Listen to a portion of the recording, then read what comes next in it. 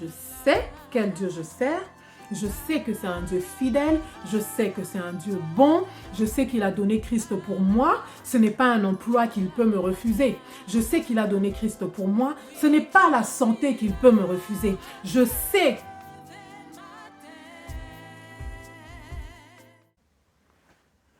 Bonjour, bienvenue sur ma chaîne, je suis très heureuse que vous soyez là aujourd'hui. Nous allons parler d'un sujet qui touche beaucoup de chrétiens aujourd'hui. Tu sais, des fois vous êtes là, vous priez, mais vous ne voyez pas forcément l'exaucement. Et vous passez tellement par des moments difficiles que vous parvenez à vous poser la question, vous vous dites, ok, si Dieu a réellement un plan pour ma vie, pourquoi est-ce que je galère? Pourquoi les choses sont si difficiles? Pourquoi les choses ne peuvent juste pas être simples? Donc, je vais commencer par un passage que la plupart des chrétiens connaissent. C'est Jérémie 29, 11 qui dit « Car je connais les projets que j'ai formés sur vous, dit l'Éternel, projets de paix et non de malheur, afin de vous donner un avenir et de l'espérance. » Ce passage est clair. C'est clair, Dieu a un projet pour chacun d'entre nous. Et son projet est un projet de paix, son projet n'est pas un projet de malheur, son projet n'est pas la misère, son projet est que nous soyons dans la paix. C'est-à-dire que lorsque tu traverses des moments trop difficiles pendant trop longtemps, tu ne peux pas être dans la paix. Là, ce n'est plus le projet que Dieu a pour toi. Pourtant, tu es un enfant de Dieu, pourtant tu pries. D'où je peux tout à fait comprendre quand, si c'est ton cas, tu puisses te poser la question, mais tu sais, qu'est-ce qui se passe, n'est-ce pas? Je vais vous donner un passage dans le psaume 91. Lorsque le Seigneur m'a permis de comprendre ce passage-là, ça a fait en moi comme un genre de waouh. Le psaume 91, à partir du verset 14, il dit « Puisqu'il m'aime, je le délivrerai. Je le protégerai puisqu'il connaît mon nom. » Pour moi, ce passage-là est une clé que tout chrétien doit connaître. Dieu dit, puisqu'il m'aime, je le délivrerai. Je le protégerai puisqu'il connaît mon nom. Parfois, nous prions avec le doute dans le cœur. Parfois, nous prions sans espérer que Dieu va réellement agir. Pourquoi? Parce que nous ne connaissons pas son nom, pardon. Parce que nous ne savons pas que Dieu est fidèle. Nous ne savons pas que sa parole dit sa fidélité est un bouclier et une cuirasse. Ça veut dire quoi? Ça veut simplement dire que tu lui as demandé, évidemment, en lisant la Bible, on apprend à le connaître, en lisant la Bible, en passant du temps dans la prière, on apprend à bâtir notre relation avec Dieu. Et c'est là où on sait ce qu'on doit demander à Dieu, c'est qu'il n'est juste pas dans sa volonté, n'est-ce pas? Mais la plupart des choses de la vie courante, Dieu il n'a aucun intérêt à ne pas nous donner ça. Comme la Bible dit, lui qui a donné son propre fils, qu'est-ce qu'il peut nous refuser, n'est-ce pas? Donc, nous, notre rôle en tant qu'enfant de Dieu, c'est de connaître Dieu et de l'aimer. Parce que si tu ne le connais pas, le moindre mensonge que l'ennemi viendra mettre dans ta tête, tu vas gober. Et au lieu de croire, tu vas rester dans le doute, à te poser la question, est-ce qu'il va agir ou non? Est-ce qu'il va m'aider ou non? Mais si tu le connais, tu sais que ça là que je suis en train de vivre, c'est très passager. Je l'ai déjà invoqué, il va agir en ma faveur. S'il n'agit pas maintenant, il va agir demain. Mais moi, je sais qu'il agira. Si le diable s'entête, tu t'entêtes. Tu t'entêtes parce que tu connais Dieu. Tu le connais. David a dit, j'ai été jeune et j'ai vieilli. Je n'ai jamais vu le juste abandonné. Crois-moi, tu ne seras pas la première personne à être abandonnée si tu connais Dieu. Si tu sais que Dieu est un Dieu fidèle et qui ne va pas te lâcher. Si tu sais que Dieu est réellement ton pourvoyeur, est réellement ton berger et que tu ne manqueras de rien.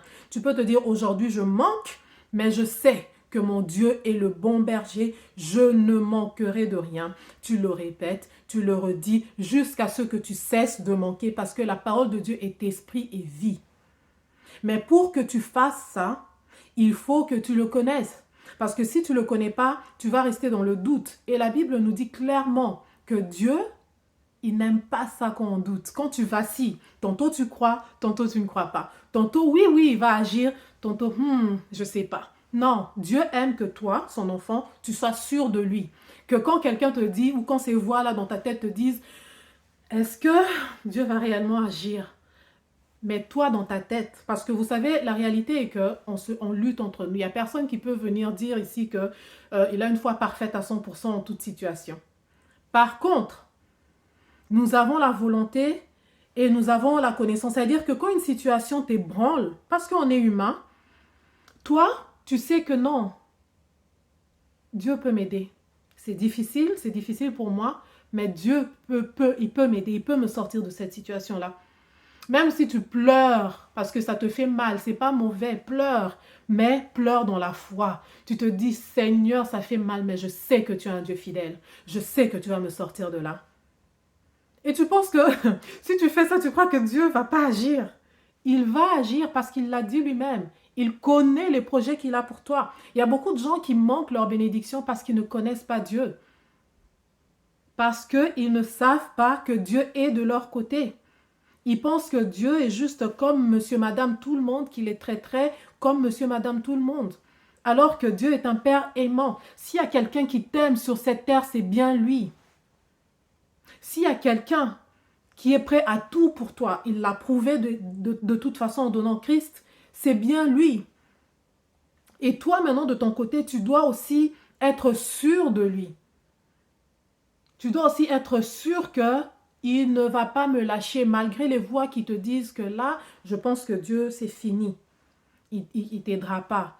Toi, tu n'es pas de ceux qui doivent te mettre avec ceux qui sont contre Dieu. Tu comprends, non? Tu ne peux pas te mettre avec ceux qui ne croient pas en Dieu parce que toi, tu as goûté en la bonté de Dieu. Tu as goûté en la fidélité de Dieu. C'est juste que tu passes par des moments difficiles et humainement parlant, naturellement parlant, tu as peut-être oublié combien Dieu a été fidèle dans ta vie. Alors sers-toi de ton intelligence. Ne va pas dans les émotions. Dis-toi, le même Dieu qui m'a délivré dans le passé, c'est le même qui va me délivrer aujourd'hui. Et même si la pression augmente, toi aussi, sois plus têtu que cette pression-là. Et dis-toi, c'est soit Dieu, soit cette situation. Parce qu'en réalité, ce n'est pas toi qui es en train de se battre, tu n'as pas cette force-là. Si tu devais te battre contre une situation quelconque, tu ne serais pas là aujourd'hui. Mais si tu es là aujourd'hui, c'est parce que Dieu t'a gardé. Alors toi, tu es de ceux qui doivent dire, mon Dieu est fidèle. Et même si je passe par cette situation, je sais qu'il ne m'abandonnera pas. Je sais qu'il va se glorifier parce que je le connais. Dieu dit, parce qu'il me connaît, puisqu'il connaît mon nom, je le protégerai. Il va te protéger contre la maladie, il va te protéger contre la mort prématurée, il va te protéger contre l'échec, il va te protéger contre les manigances du diable, il va te protéger contre les mauvaises relations, il va te protéger parce que tu connais son nom. Je peux m'arrêter ici, je pense que le message est assez clair. C'est vrai, Dieu a un plan et un plan super, un plan merveilleux pour ta vie. Il l'a dit. Et ce qu'il dit, sa bouche le fait. Mais nous, notre part d'enfant de Dieu, c'est d'apprendre à connaître Dieu. De sorte que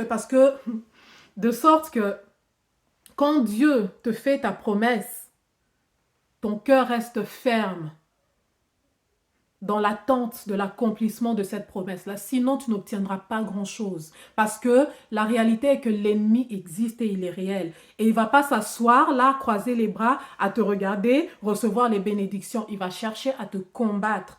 Et en cherchant à te combattre, toi, tu dois aussi connaître ton Dieu pour te dire, malgré tous les mensonges que vous essayez de me faire gober, moi, je sais. Je sais quel Dieu je sers. Je sais que c'est un Dieu fidèle, je sais que c'est un Dieu bon, je sais qu'il a donné Christ pour moi, ce n'est pas un emploi qu'il peut me refuser. Je sais qu'il a donné Christ pour moi, ce n'est pas la santé qu'il peut me refuser. Je sais qu'il a donné Christ pour moi. Ce n'est pas la joie, la paix, le bien-être qu'il peut me refuser. Ce n'est pas un business. C'est quoi? Quelle est cette chose que Dieu peut te refuser après avoir donné son propre fils? Qu'est-ce qui peut te refuser? Il y a de ces choses qui sont tout à fait dans la volonté de Dieu, on n'y peut rien. Ça, c'est un fait. Mais je pense que, comme on dit des fois là, en, en se servant de la souveraineté de Dieu, on tolère des choses qu'on ne devrait même pas tolérer.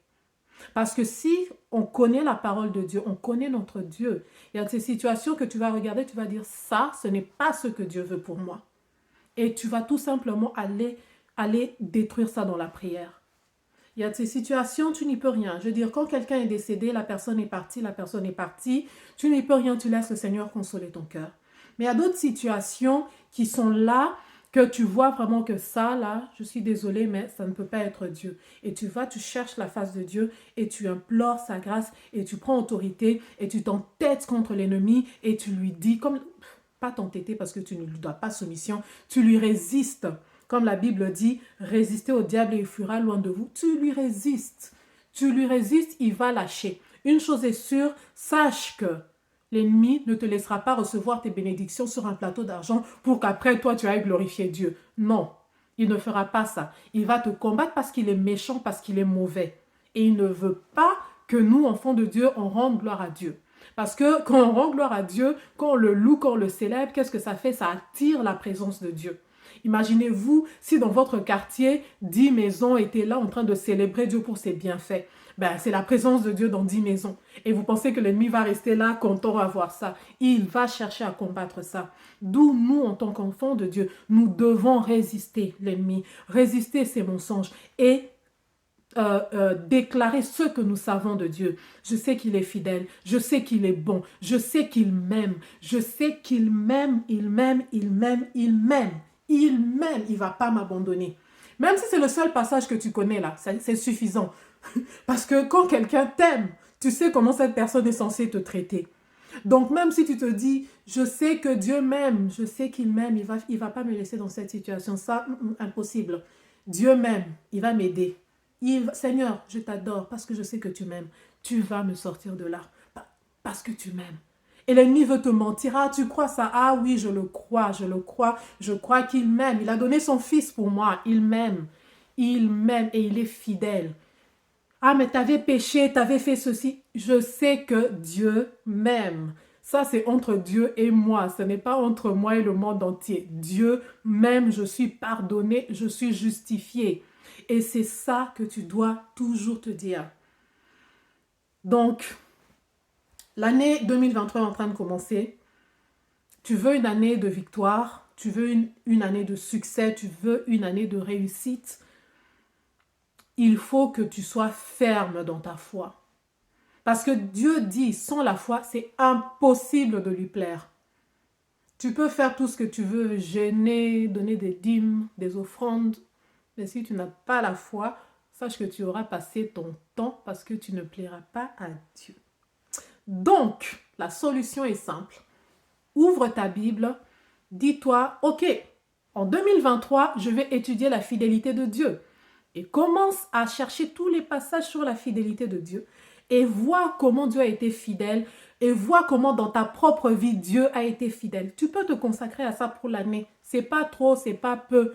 C'est suffisant pour bâtir ta foi sur la fidélité de Dieu. Quelqu'un d'autre peut se dire, moi, ça va être sur l'amour de Dieu. Ou moi, ça va être un mois sur la fidélité, l'autre mois sur l'amour, l'autre mois sur la puissance. Mais bâtis ça, c'est crucial. Parce que si tu ne le connais pas, ton Jérémie 29, 11, ce sera compliqué pour que ça arrive au fait. Parce que tu n'auras jamais une foi assez forte pour tenir contre les manigances de l'ennemi. J'ai un frère à moi qui, quand il m'enseignait dans la prière, parce qu'il m'a beaucoup aidé dans ma prière quand j'ai commencé la foi, il nous disait toujours, sache que l'ennemi existe, ça fait des millénaires. Ça veut dire qu'il a très bien étudié l'être humain. Il connaît les forces et les faiblesses de l'être humain. Il sait où toucher pour avoir l'être humain. Donc, toi, ne cherche pas à te battre contre lui, tu n'y arriveras pas. Par contre, si tu vas dans ta Bible et que tu bâtis ta relation avec Dieu, c'est l'Esprit de Dieu. Ce sont les anges de Dieu qui combattront pour toi. 2023, ne l'entame pas seul avec les mêmes doutes et les mêmes craintes du passé. 2023, tu l'entames avec force, avec foi, les yeux tournés vers Christ, sachant qu'il est un Dieu aimant, qui t'a choisi parce qu'il a des projets de paix. Sois déterminé à connaître ses projets et refuse de tout ton cœur tous les projets de l'ennemi sur ta vie. Que Dieu te bénisse.